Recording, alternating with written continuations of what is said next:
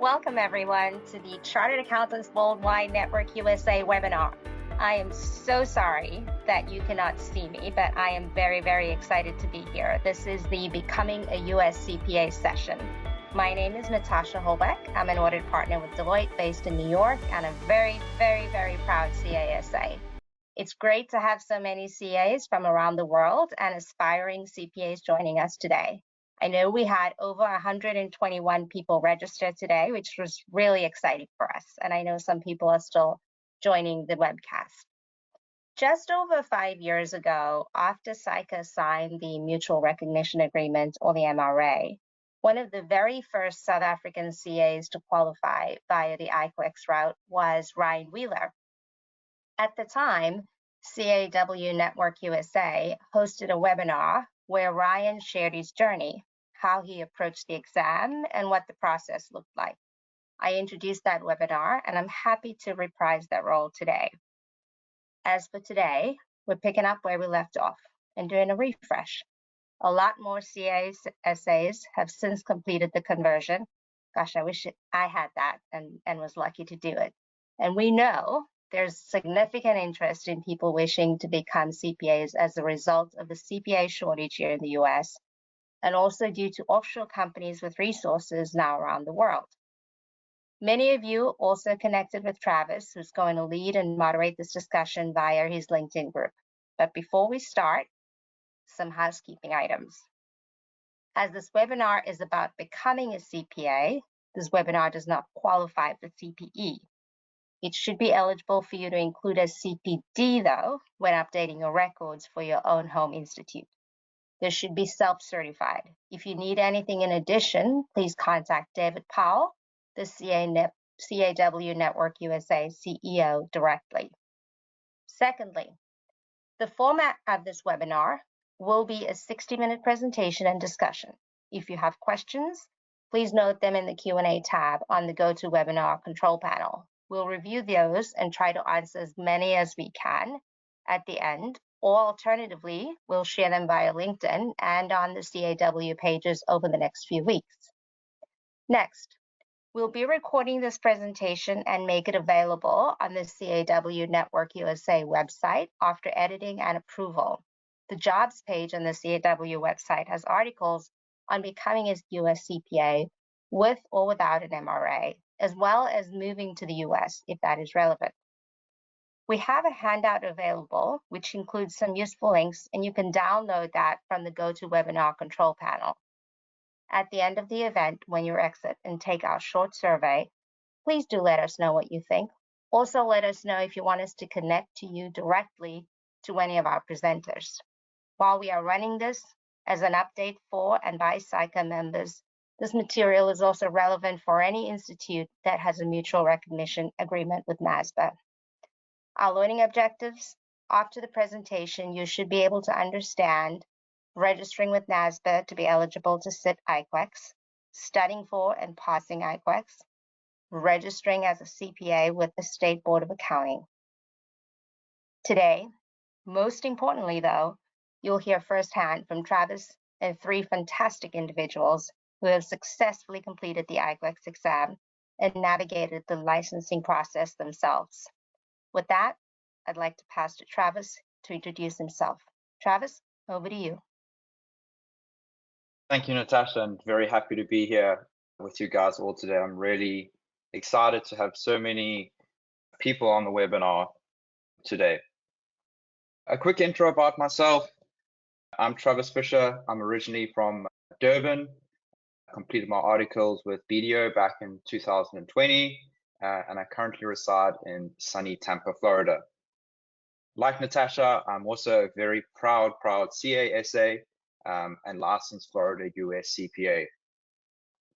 I wrote the IQEX exam back in 2023, and I can still remember how difficult it was trying to find resources, people to talk to, and just, really trying to understand what was involved. I can remember spending hours, searching Google, trying to find things like, hey, how do you become a CPA? Is my CASA recognized in the US? Is the CPA hard? Can I become a US CPA outside of the US, and so forth? There wasn't really a lot of information out there at the time that at least I could find. So after completing my conversion in 2023, I went on LinkedIn and I wrote an article about my experience and how to convert. And to my surprise, it was read over 10,000 times. So that's really what inspired this event with Core today, to bring together real stories, practical steps, and a space for you guys all to ask questions I wish I could have asked back then. So without further ado, I would like to introduce to you our team today. First up, we have Nancy. Thank you so much, Travis, and good afternoon, good morning, good evening, from wherever you're dialing in for. My name is Nancy Chakabuda, and I'm currently the Vice President of Chartered Accountants Worldwide Network USA. And then in my day job, I work for a global company, multinational company, Cummins Inc., where I lead up the accounting function globally. So I'm very excited. I am a CPA, a CA, and I'm very, very excited to be here today to talk to you a little bit about the conversion process to CPA. I recently passed the IQEX, in February. I'm a registered CPA now in Indiana. So just really excited to share some of some pearls of wisdom that can help you along your journey if you are aspiring to become a US CPA. And next up we have Shingi, so I'll hand over to Shingi.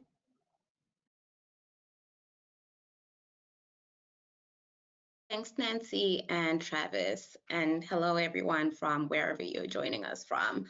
My name is Shingi, and I am the treasurer for CAW Network. And my day job, I work as an experienced managing consultant with Cross Country in the accounting advisory department. I am based in New York City, and I completed my articles in 2018 in South Africa with BDO South Africa, and I transferred from South Africa to New York City with BDO back in 2018. I wrote my IQEX exam in 2022. It seems like a long time ago, but I am so excited to share what my experience was, and congrats to Nancy for recently passing the IQEX.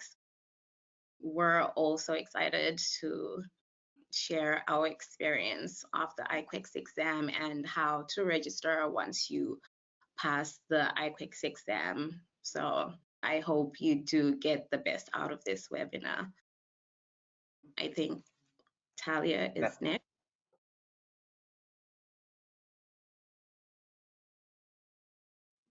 Hi everyone, I'm Talia Leibowitz. I am currently a senior accountant at Brookfield Asset Management. I've been in New York for I think the last 3 years. Love being here.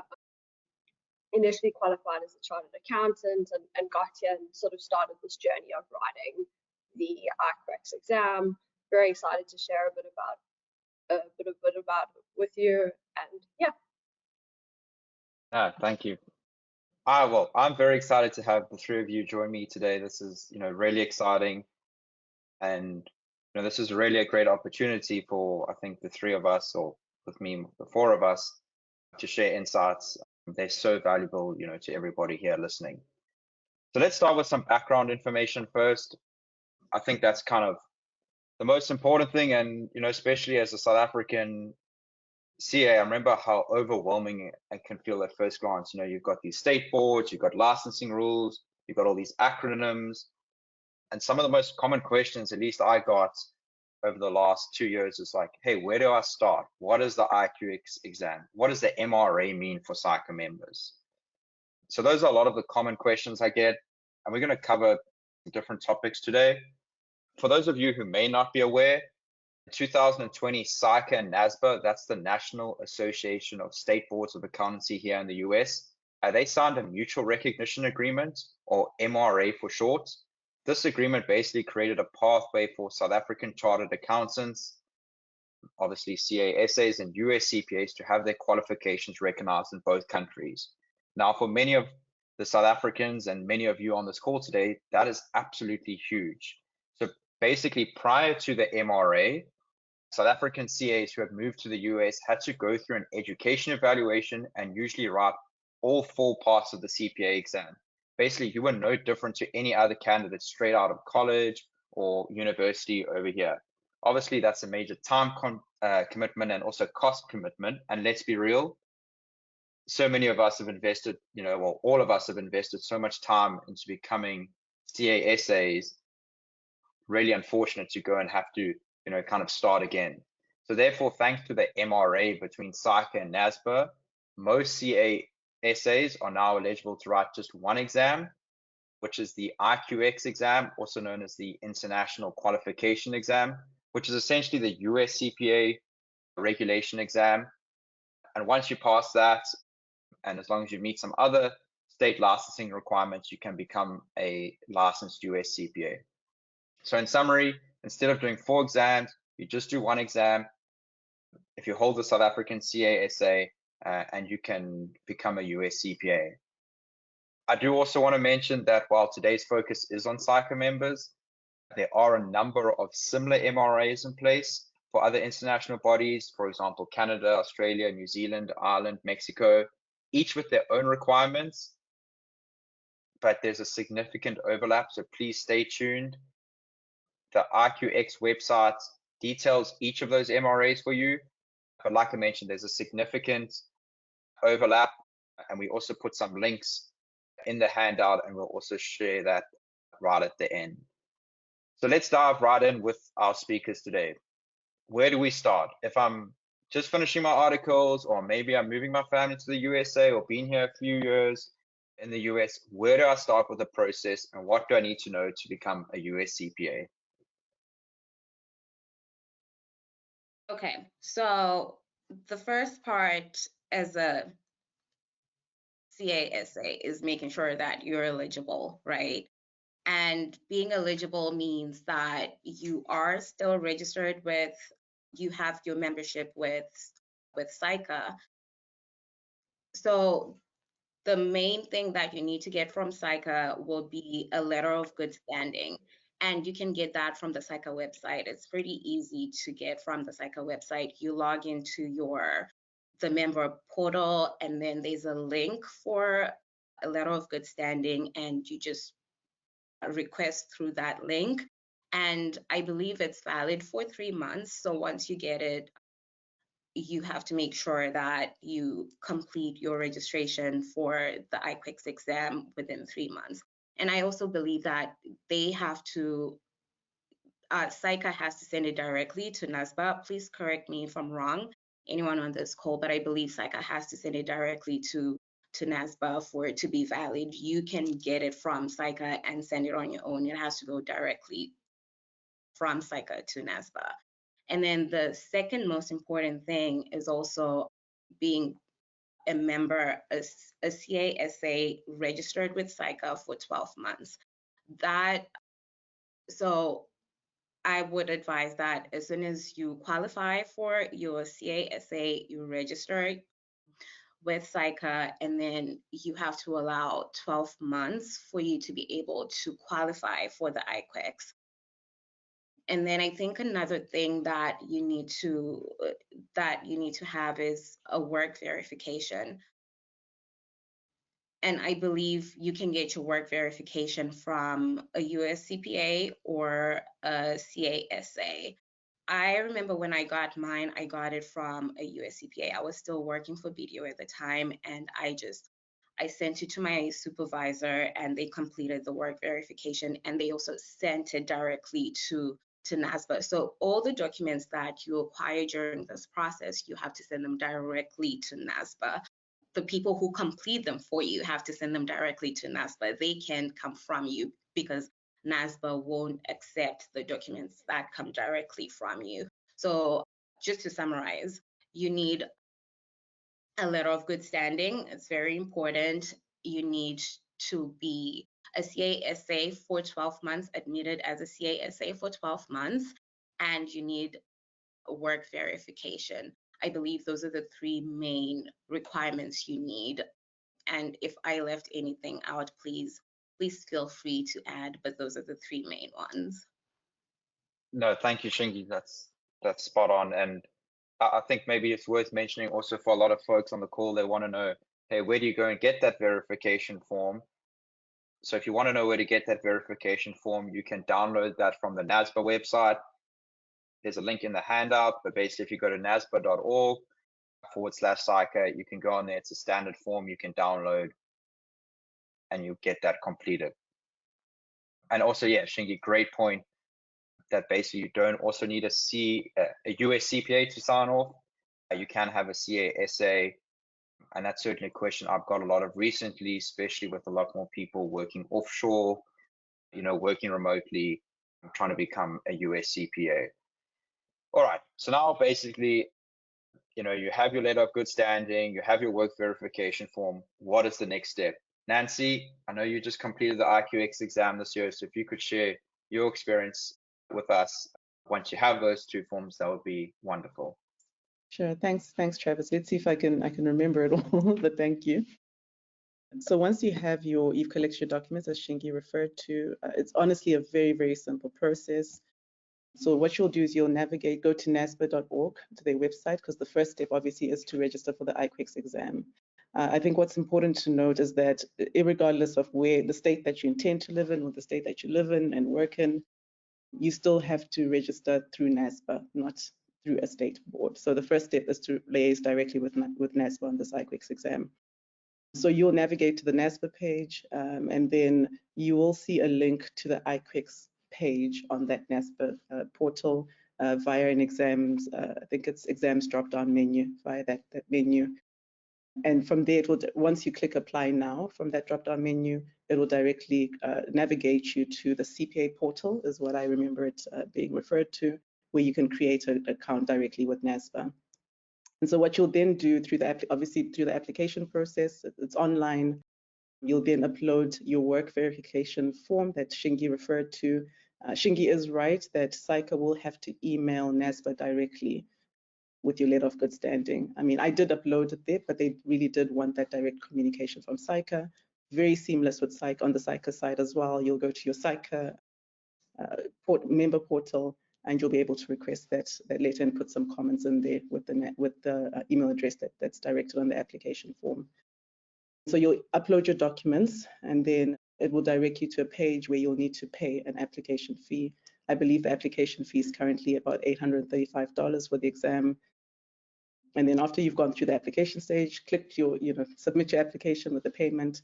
It takes a few days to, and it goes into evaluation status for a few days. You can check back every day, just to check how far that's progressing. But typically within a week, we'll get back to you and issue you an NTS, is what is referred to, a notice to schedule your exam, which now formally approves you to write the IQX exam based on the information submitted. And you're then able to, like I said, to go and schedule that. I do also want to add that the NASBA contacts are generally very helpful. I think I did email them back and forth while I was going through the application process, especially on that letter of good standing, to make sure they wanted it directly from CICA. So if you feel stuck, they're very helpful and very quick to respond. Travis, I know you've had some experience with that as well, with them helping you. So I'll hand over to you to just share some of your experiences there when you were doing your application process. Yeah, thank you, Shingi. Yeah, the NASBA contacts were really fantastic. I must say, initially I was like, hey, are they even going to know like what this IQX process is that I'm trying to do? But they were fully clued up, really helpful. So when you're trying to register, if you're battling, there's a specific NASBA contact for the IQX. Definitely reach out to them at any point if you're unsure. And I guess, Shingi, also a great point about where to start, because I think a lot of people don't realize that your first starting point is always NASBA. Just to give everybody on the call here an idea, I met a South African guy a few weeks ago who's a South African CA, just moved here to Florida a year or two back, and he is wanting to start the CPA process. He didn't realize that you have to go and start with NASBA. He went initially straight to the Florida board. So for everybody listening, remember your first point of contact is to get registered with NASBA, complete the exam, and then you go and register with a specific state board, which we'll certainly dive into a little later on. But kind of going back a step, so as Nancy mentioned, you get your NTS, but basically what does that mean and what does that exam look like? Maybe Talia, you can give some of your input from here. Yeah, so just to reiterate, I know Nancy said earlier, so your NTS is your notice to schedule.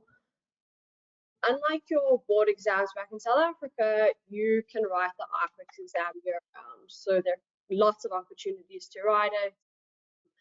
It's practically any day, I think, during the year, you can schedule your exam on. Once you receive your NTS via email, you go onto Prometrics website, you find a testing center near you, and you schedule your exams. There are Prometrics testing centers all across the US. It's very easy to find, very easily accessible. I also just want to add here that once you receive your NTS, you have to write your exam within 6 months. So I do advise that either you have already started studying or you know that you can study for 6 months and get that exam done by the time that you apply for your NTS. Just a little bit in terms of the exam, it's a 4-hour exam, all multiple choice. I think, if I remember correctly, it's about 72 multiple choice questions and 8 simulation-based tasks. You need to get 75% to pass the exam. It's relatively easy, but I'm sure people will give a little bit more about the experience on the exam a little bit later. Thanks. Thanks, Talia. Yeah, I think for me, I completed the whole exam in about 2.5 hours, if I remember correctly. I still remember sitting there thinking, hey, did I do this correctly? Because like I was done, a lot earlier. Whereas like when I wrote my board exam in South Africa, I was sitting there right to the last minute after 8 hours. So certainly a slight change in mindset. But while we're on the topic of exams, I think this is often a question that gets asked is, how long does it take to study and is the exam hard? Possibly maybe you guys could share some of your experience on the exams and the process of studying for the exams. Shingi, if you want to maybe kick us off. Yeah, sure. So for me, the process for studying for the exam required a lot of planning, right? Because you do tend to have a lot of free will. You can set the exam for whatever time you want. You can also reschedule the exam however many times you want. So there's a lot of free will that comes with the IQEX exam, with the uniform CPA exams in general, right? So you need to be very mindful of that free will that you have. So having a plan for me was very, very important because it made me push myself, right? So I wanted to do it through the US CPA Now course that's offered by CAW Network. So that was my starting point, getting my course and making sure that I have a plan. I know what's included in the syllabus for the exam and making sure that I give myself enough time to study and also setting my exam date for a date that's reasonable, right? Considering the content that I would have to cover and also going through the content one more time before the exam. So it was a lot of planning on my part, but the exam itself, unlike Travis, I took the entire 4 hours because, I think just the MCQs, it's made up of MCQs and task-based simulations. And I think it's 50-50 of the weight is 50 MCQs, 50 task-based simulations. And I think where I personally got tripped up was on the MCQs. For the board exams, the psycho board exams, we don't do multiple choice questions, right? It's all just you and your knowledge, right? And your IFRS books. It's open book. You go there, you're prepared, but you still have you need to open the books and whatever. But with multiple choice questions, it can be one little word that tricks you up, right? And suddenly the whole answer you have is incorrect. So I had to make sure that my multiple choice questions answers were correct. So that's why I needed the entire 4 hours. But I studied for, I think I got the course beginning of May, and I took the exam end of June. So that was about 2 months of studying, and it was crazy. And I personally would not recommend it. It was a lot of studying on the weekends, and also understanding that we have very busy jobs, right? So my initial plan was to study after work, but work was so busy, so I couldn't even study during the weekdays. I had to focus my studying on the weekends. And even sometimes after the weekends, I would be so tired because I spent the whole weekend studying. So I would not recommend studying only for 2 months. I would recommend maybe like 3-4 months to be on the safer side. But yeah, it was quite an experience. The exam itself, I don't think it's hard like the US board exams, but it's just that, you know, it's a shift in mindset, because we're so used to it.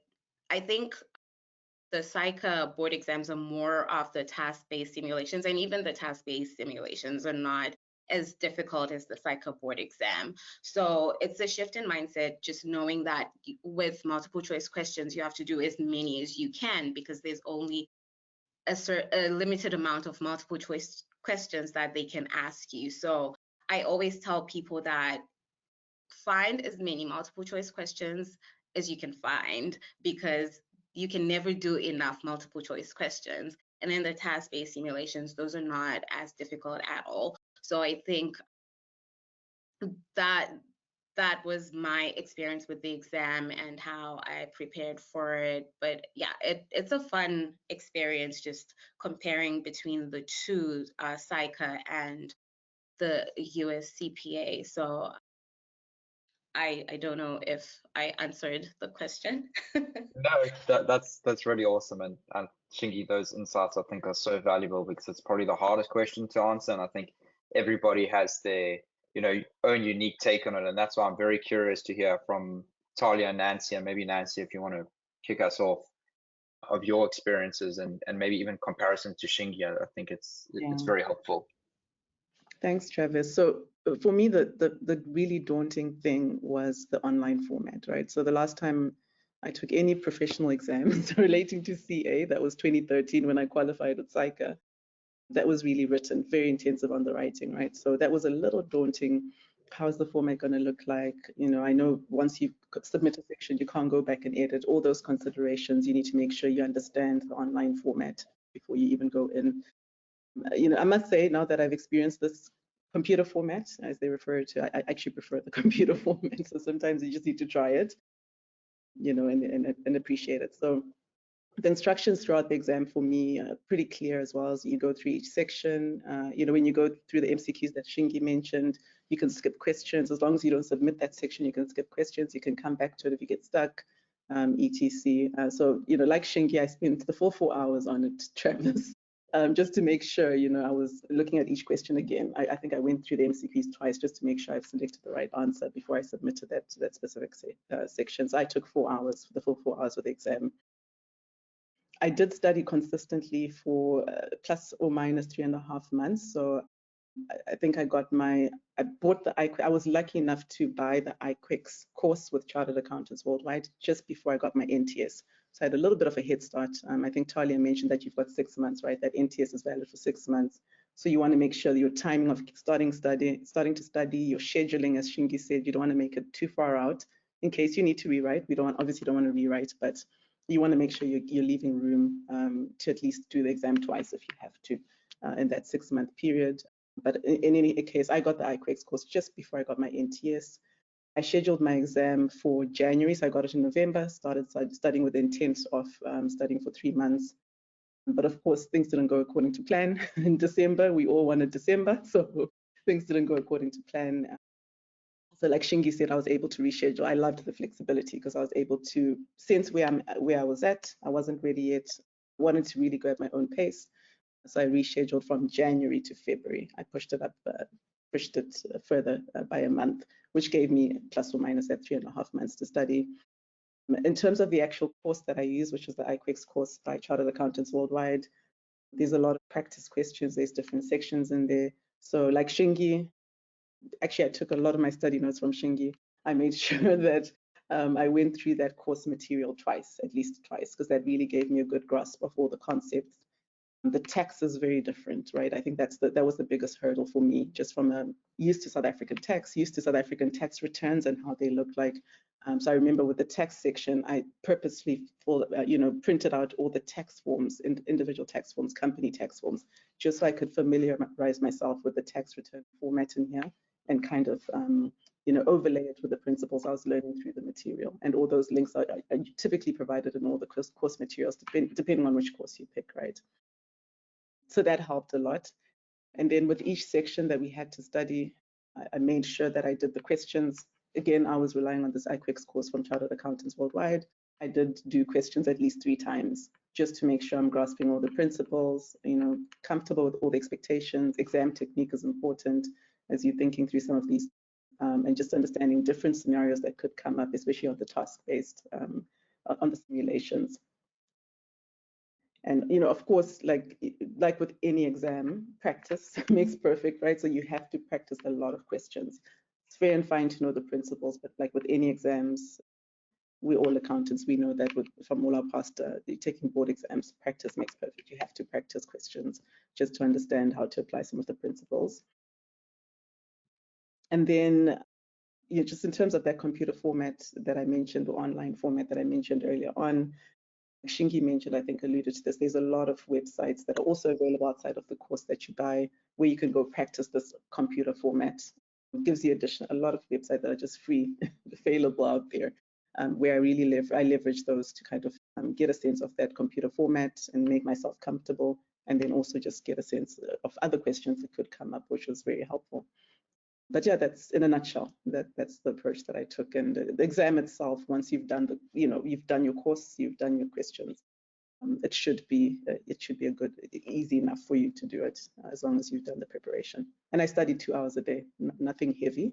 Made sure I had 2 hours a day for those 3.5 months.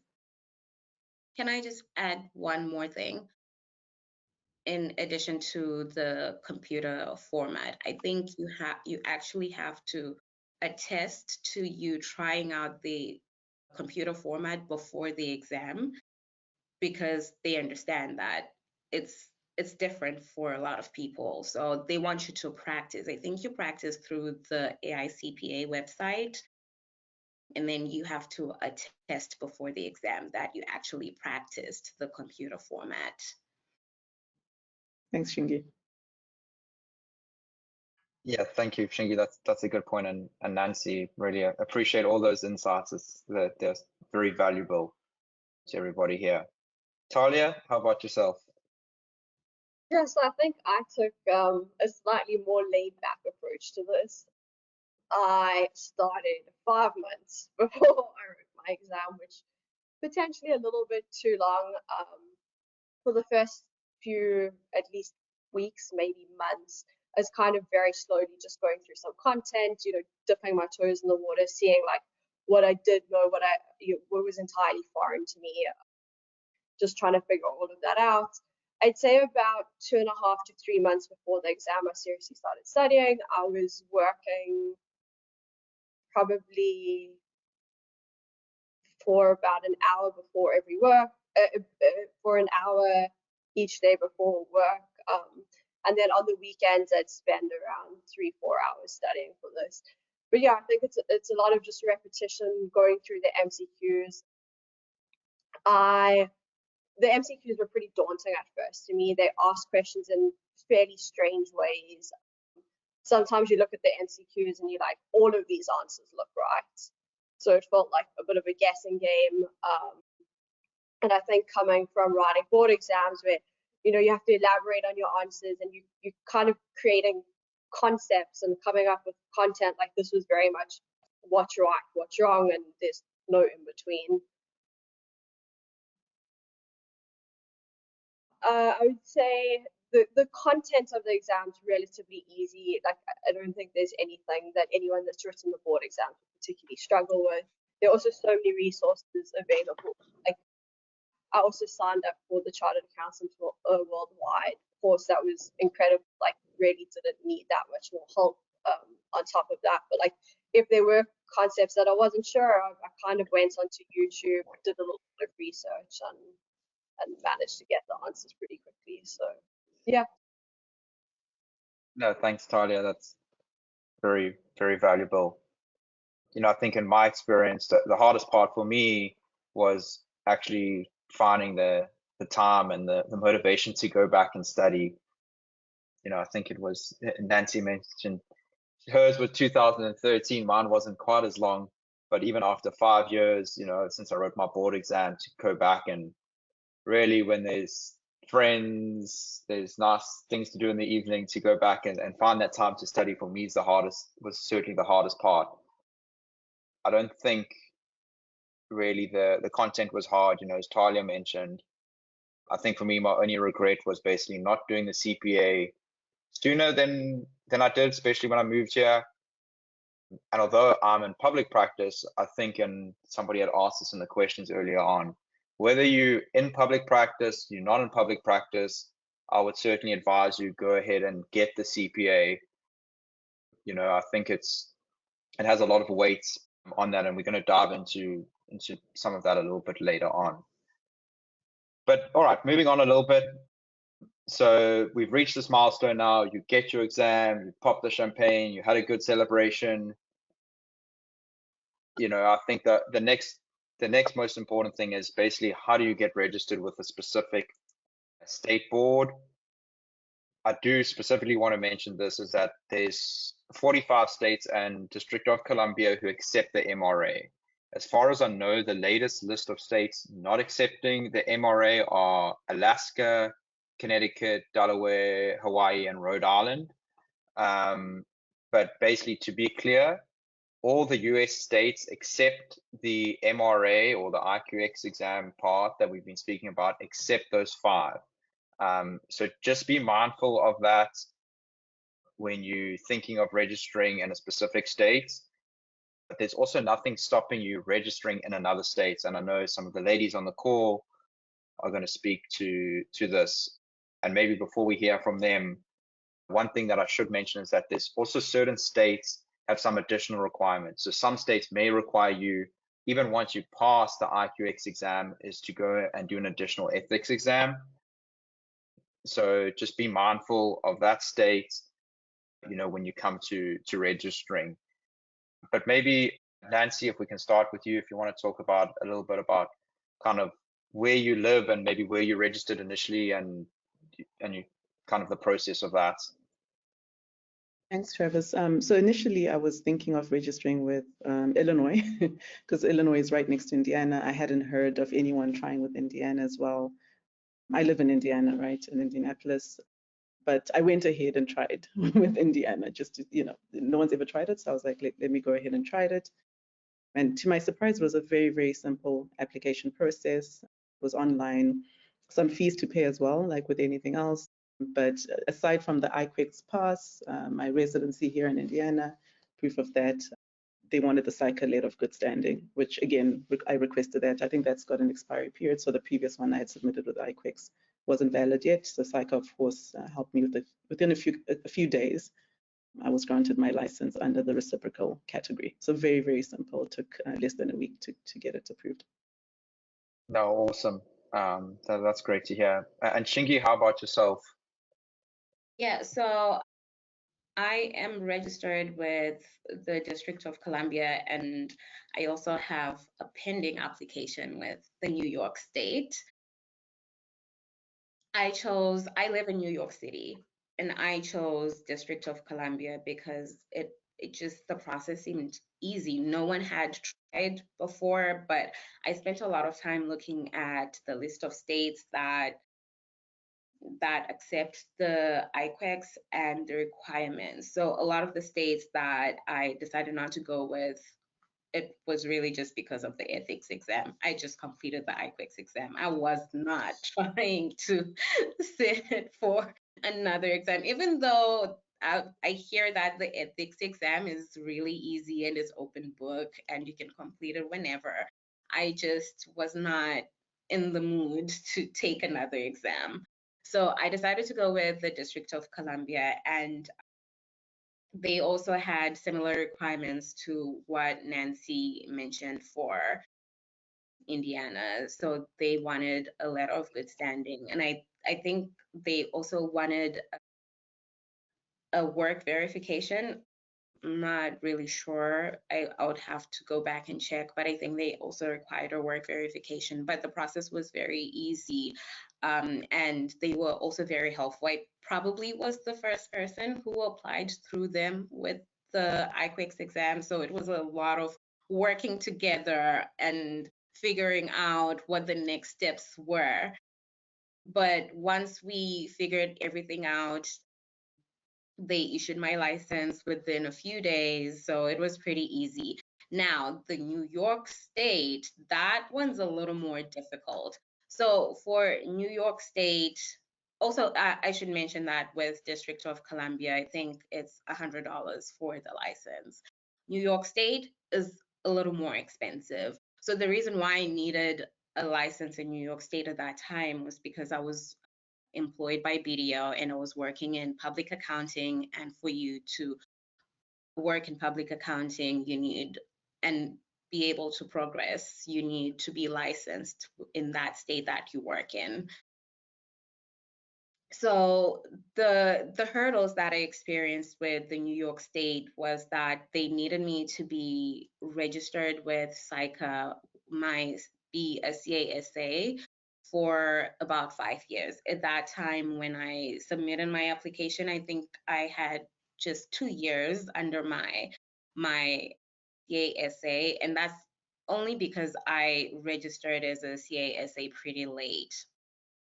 After the MRA was signed, that's when I was like, okay, I actually need to register as a CASA. So I only had held it for about 2 years at that time. And they also, so they're pretty strict on that. You have to apply for, I think they have a few categories that you can apply for your license. And that one category was very strict about having the 4 years of work experience under your CASA. And then, and the other requirements are just your exam score, and I think possibly a letter of good standing as well. And the fee is a little expensive for New York State. It's about $450. So that's also something that you need to consider, but there's no ethics exam. So yeah, each state has its own different requirements, and you just have to know what the state you're going to go with is going to require. And they usually have the requirements on their websites.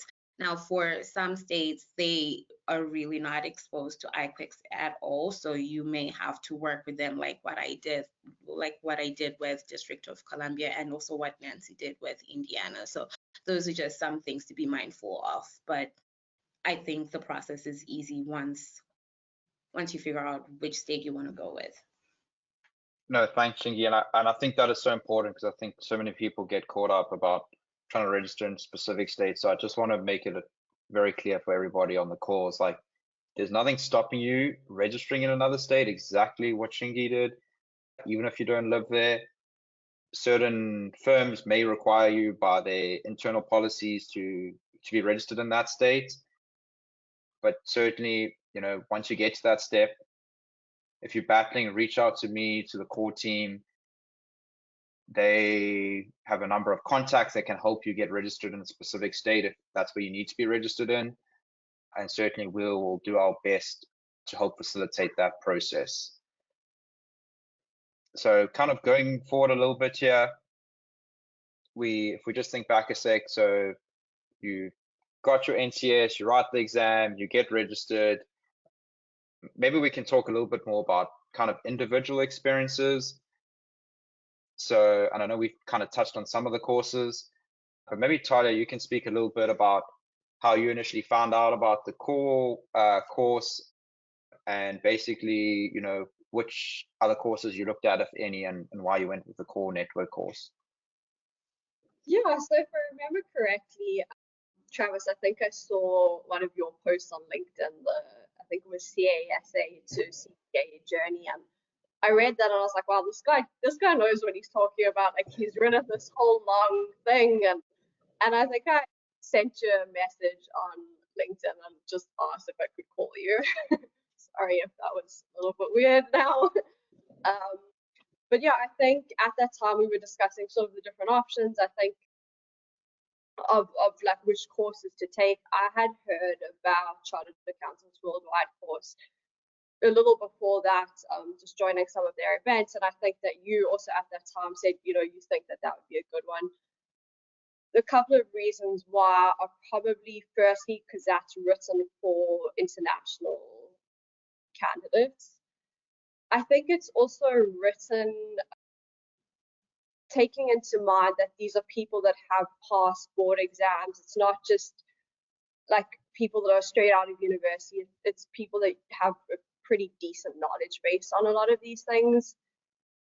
So I think that made a big difference. Also, their course includes like it's catch up, like check-in points. I think once a month, even more if you need to. You can check in with Henry, who wrote the course, or David, and just you get a lot of help throughout the process. I know anytime I had any questions, David was there to answer. So it was a great course, and I would highly recommend, you know, having a look at Travis's post. And I think he has a great LinkedIn page too, which recommends, you know, a couple of different things that are just really helpful. And yeah, I would definitely go with the Chartered Accountants Worldwide course if that was my choice again. No, thanks, Talia, and it's great to have you here with us today. And this is really part of the reason why we're putting this on is, you know, I had so many people reach out to me. I guess one important question is often, and I see there's a bit of chat here, people asking where they can get the links for those courses. So there is a handout, and we can also share those afterwards. But basically, if you go on the core website, you can navigate to the IQX exam over there. And as Talia said, the IQX exam is written specifically for people who never maybe went through the US schooling system or college system about learning about the different taxes or whatever, whereas a lot of the other courses like Becca or whatever are obviously tailored towards US people who studied over here. So certainly keep that in mind. Kind of one of the next questions we got here in the chat, and it was one that we actually were going to talk about, is basically why you should become a US CPA. I know I mentioned this a little bit earlier, but this is a question I get asked. Hey, if I'm not in public practice, why would I really care about becoming a US CPA if I'm already a CASA? You know, is it worth it? Maybe Nancy, if you can share a little bit about that and why you think it's useful to have. Sure, thanks, Travis. So first and foremost, let me say that the CASA qualification is great. It's very prestigious. I'm very proud of it. But the CPA designation is equally a prestigious designation within the US market, right? And that is one of the reasons why personally I went for it. I think a lot of multinationals and global companies will recognize the CASA brand. I work for a multinational company. I ended up in the US because of my CASA. But as you start living and working here, you start realizing that, you know, US national companies, many other companies want to see that CPA designation as a signal to your credibility as a professional, right? They recognize CASA, no doubt, but just to further solidify your credibility, your brand, you know, to show that you're familiar with US regulations. Tax is very different here, so you want to make sure you've got that designation to demonstrate that you're aware of the tax laws. You know, that's one of the reasons, or many of the reasons why I chase the CPA designations. Even as you look at recruiters and what they're looking for, I lead a global accounting function in Cummins. I'm looking for CPAs when I'm sitting in the US, and so I need to walk the talk as well, right, and get my CPA designation. That was also one of the motivations. you know, and as if you're in public accounting, I'm sure Shingi can speak to this, and she mentioned it earlier on, to progress in the US market, you know, as a public accountant, she needed that CPA designation as well. So as you try and move up in audit, signing audit opinions, etc., you will need a CPA to be a registered CPA. And I've been out of audit for a long time, Shingi, so I hope I'm not talking out of junior. But again, you want to make sure as you move to another country, just on a personal note, you're also assimilating to the environment, right? And you are, you know, adjusting to being a professional in that environment and getting the qualifications you need to amplify your brand. Yeah, absolutely. No, Nancy, and I think that's so true. Is, you know, our South African CASAs, you know, are something that certainly I'm very proud of, as I started this call with. And by becoming a US CPA, it shouldn't be looked down on that I became a US CPA. You know, it's just, I think, part of working here in America, whether you're in public accounting, not in public accounting. It's just, unfortunately, the CASA is not as well maybe recognized here, just because people are not exposed to it. So having that CPA behind your name is really important. I guess maybe we should talk a little bit, maybe high level here. Shingi, just kind of different accounting standards. Obviously, you know, coming from South Africa, and with our CASA, you had, you know, IFRS-based principles, while obviously US is US GAAP. Maybe you can talk a little bit kind of how that change was. And I know you said you worked in public accounting, so I'm sure you dealt with a lot of that over there. Thanks, Travis. This is a question that I get a lot, actually.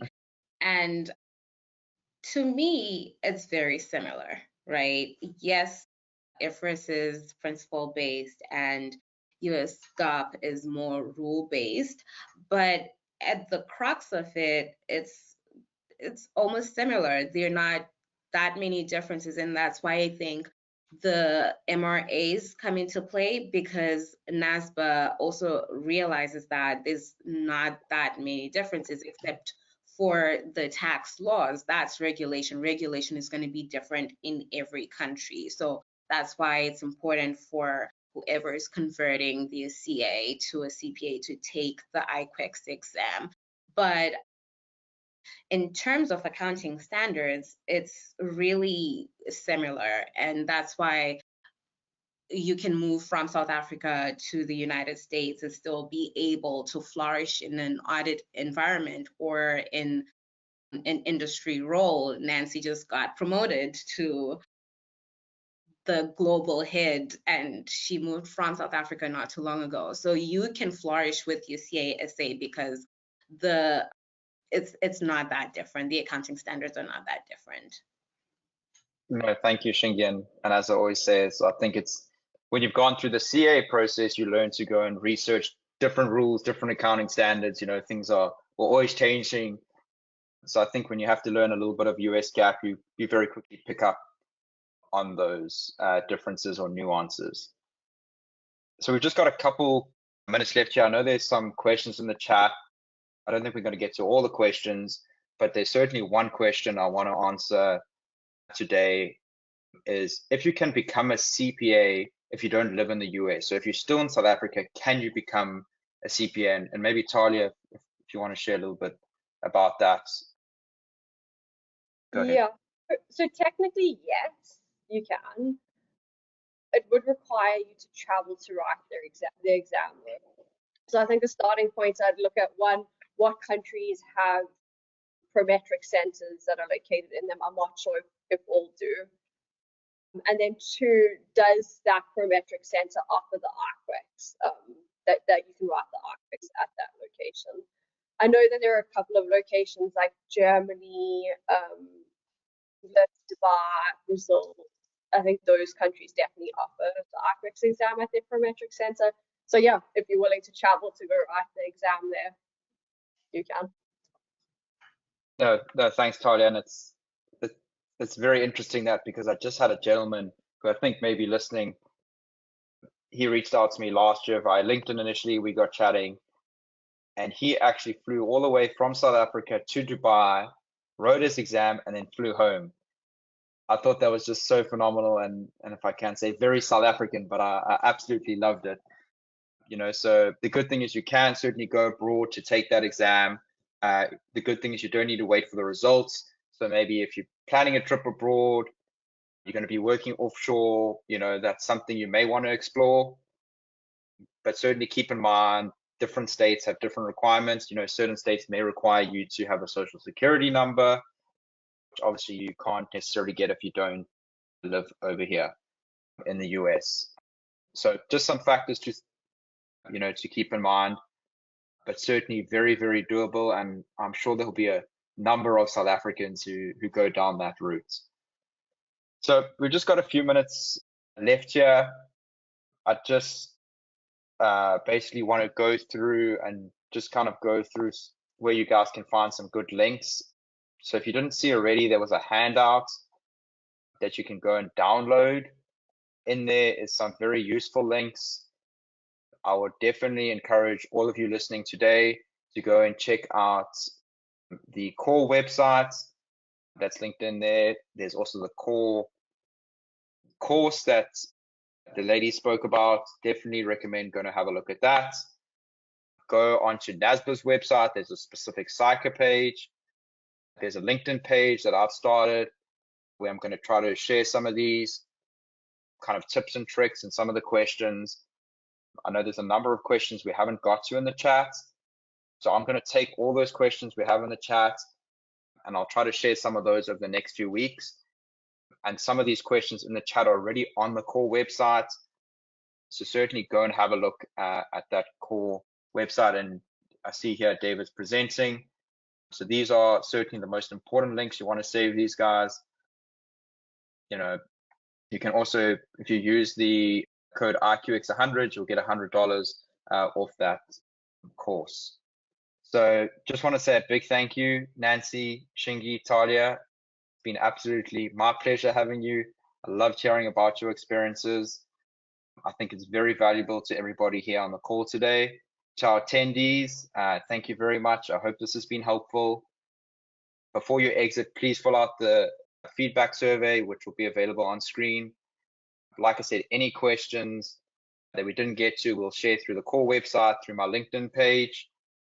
And then we also, or the core team is going to be having an event to celebrate Women's Day coming up.